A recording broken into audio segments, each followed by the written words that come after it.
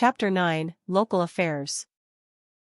Ibarra had not been mistaken about the occupant of the Victoria, for it was indeed Padre Damaso, and he was on his way to the house, which the youth had just left. "Where are you going?" asked the friar of Maria Clara and Aunt Isabel, who were about to enter a silver-mounted carriage. In the midst of his preoccupation, Padre Damaso stroked the maiden's cheek lightly. "To the convent to get my things," answered the latter. "Aha! Aha! We'll see who's stronger, we'll see," muttered the friar abstractedly, as with bowed head and slow step he turned to the stairway, leaving the two women not a little amazed. "He must have a sermon to preach and is memorizing it," commented Aunt Isabel. "Get in, Maria, or we'll be late." Whether or not Padre Damaso was preparing a sermon we cannot say, but it is certain that some grave matter filled his mind, for he did not extend his hand to Capitan Tiago, who had almost to get down on his knees to kiss it. "Santiago," said the friar at once, "I have an important matter to talk to you about. Let's go into your office." Capitan Tiago began to feel uneasy, so much so that he did not know what to say, but he obeyed, following the heavy figure of the priest, who closed the door behind him. While they confer in secret, let us learn what Fray Sibylla has been doing. The astute Dominican is not at the rectory, for very soon after celebrating Mass he had gone to the convent of his order, situated just inside the gate of Isabel II, or of Magellan, according to what family happened to be reigning in Madrid. Without paying any attention to the rich odor of chocolate, or to the rattle of boxes and coins which came from the treasury, and scarcely acknowledging the respectful and deferential salute of the procurator brother, he entered, passed along several corridors, and knocked at a door. "Come in," sighed a weak voice. "May God restore health to your reverence," was the young Dominican's greeting as he entered. Seated in a large armchair was an aged priest, wasted and rather sallow, like the saints that Rivera painted. His eyes were sunken in their hollow sockets, over which his heavy eyebrows were almost always contracted, thus accentuating their brilliant gleam. Padre Sibylla, with his arms crossed under the venerable scapulary of Saint Dominic, gazed at him feelingly, then bowed his head and waited in silence. "Ah," sighed the old man, "they advise an operation, Hernando, at my age. This country, oh this terrible country. Take warning from my ease, Hernando." Fray Sibylla raised his eyes slowly and fixed them on the sick man's face. "What has your reverence decided to do?" he asked. "To die."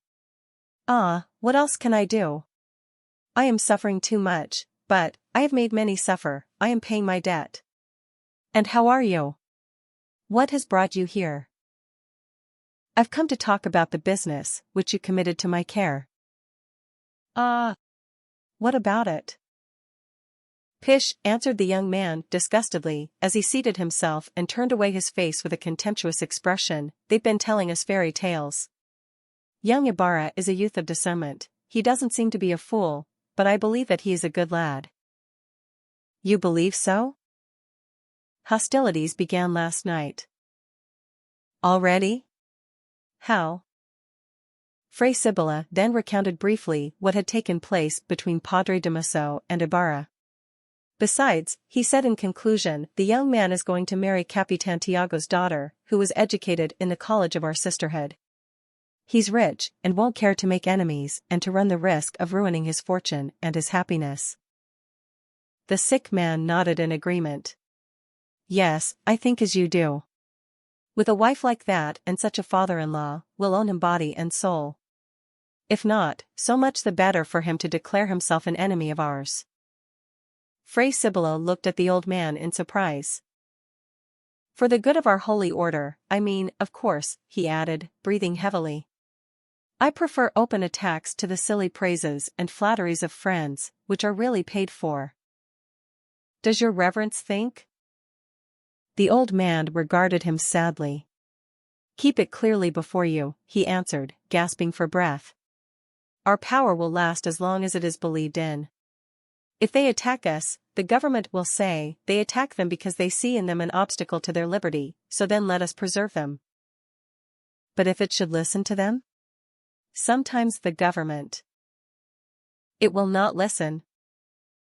Nevertheless, if, led on by cupidity, it should come to wish for itself what we are taking in, if there should be some bold and daring one, then woe unto that one. Both remained silent for a time, then the sick man continued, besides, we need their attacks, to keep us awake, that makes us see our weaknesses so that we may remedy them. Exaggerated flattery will deceive us and put us to sleep, while outside our walls we shall be laughed at, and the day in which we become an object of ridicule, we shall fall as we fell in Europe.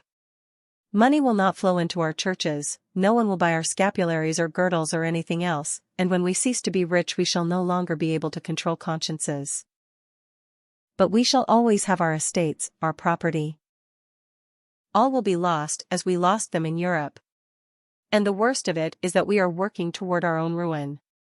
For example, this unrestrained eagerness to raise arbitrarily the rents on our lands each year, this eagerness which I have so vainly combated in all the chapters, this will ruin us.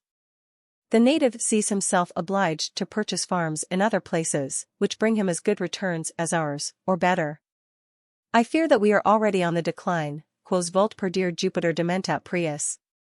For this reason we should not increase our burden, the people are already murmuring. You have decided well, let us leave the others to settle their accounts in that quarter, let us preserve the prestige that remains to us, and as we shall soon appear before God, let us wash our hands of it, and may the God of mercy have pity on our weakness. So your reverence thinks that the rent or tax. Let's not talk any more about money, interrupted the sick man with signs of disgust. You say that the lieutenant threatened to Padre Damaso that. Yes, Padre, broke in Fray Sibylla with a faint smile, but this morning I saw him and he told me that he was sorry for what occurred last night, that the sherry had gone to his head, and that he believed that Padre Damaso was in the same condition. And your threat? I asked him jokingly. Padre, he answered me, I know how to keep my word when my honor is affected, but I am not nor have ever been an informer, for that reason I wear only 2 stars. After they had conversed a while longer on unimportant subjects, Fray Sibylla took his departure. It was true that the lieutenant had not gone to the palace, but the captain general heard what had occurred. While talking with some of his aides about the allusions that the Manila newspapers were making to him under the names of comets and celestial apparitions, one of them told him about the affair of Padre Damaso, with a somewhat heightened coloring although substantially correct as to matter. From whom did you learn this? Asked His Excellency, smiling. From Laruja, who was telling it this morning in the office. The Captain General again smiled and said, a woman or a friar can't insult one. I contemplate living in peace for the time that I shall remain in this country, and I don't want any more quarrels with men who wear skirts. Besides, I've learned that the provincial has scoffed at my orders. I asked for the removal of this friar as a punishment and they transferred him to a better town, monkish tricks, as we say in Spain. But when His Excellency found himself alone, he stopped smiling. Ah, if this people were not so stupid, I would put a curb on their reverences, he sighed to himself. But every people deserves its fate, so let's do as everybody else does. Capitan Tiago, meanwhile, had concluded his interview with Padre Damaso, or rather, to speak more exactly, Padre Damaso had concluded with him. So now you are warned, said the Franciscan on leaving. All this could have been avoided if you had consulted me beforehand, if you had not lied when I asked you. Try not to play any more foolish tricks, and trust your protector. Capitan Tiago walked up and down the sala a few times, meditating and sighing. Suddenly, as if a happy thought had occurred to him, he ran to the oratory and extinguished the candles and the lamp that had been lighted for Ibarra's safety. The way is long, and there's yet time, he muttered.